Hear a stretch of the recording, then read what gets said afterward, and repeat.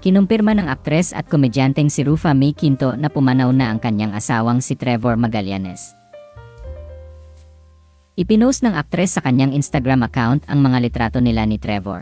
Ngunit nagtataka ang ilang netizens kung bakit sunod-sunod ang mensahe ng pakikiramay mula sa mga kaibigang celebrities ni Rufa May dahil walang caption na nailagay ang aktres sa kanyang post nung una.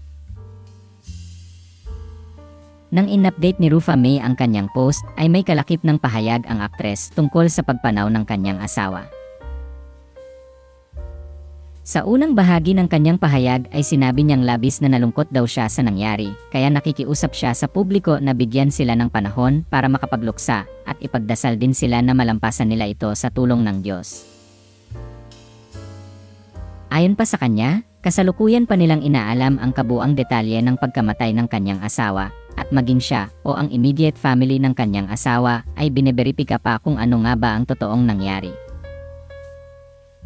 Kaya naman nakikiusap si Rufa May sa mga kaibigan ni Trevor at sa netizens na itigil ang pagpapakalat ng fake news at mere speculation tungkol sa pagkamatay ni Trevor. Anya, I'm deeply saddened by this development. Hope you give us time to mourn his loss, especially my daughter.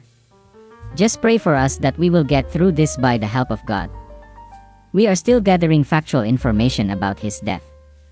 Even us or his immediate family are still verifying what happened. So we kindly ask his friends or anyone to stop spreading fake news or mere speculations about his death. Sa kasalukuyan ay nasa Pilipinas si Rufa May at ang anak niyang si Athena. Ibinalita ng aktres na lilipad sila ng kanyang anak sa Amerika bukas, August 1, 2025.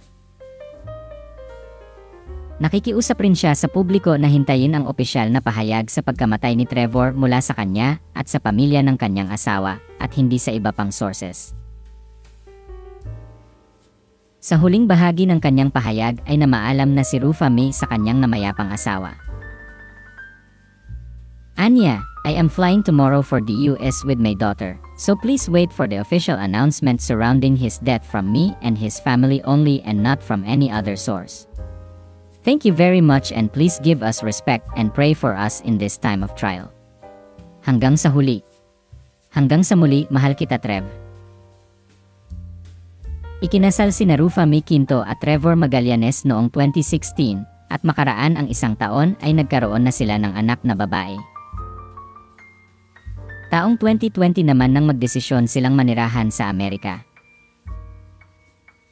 Sa huling panayam kay Rufa May sa programang Fast Talk with Boy Abunda ay kinumpirma ng aktres na hiwalay na sila pero hindi pa na-file ang kanilang divorce.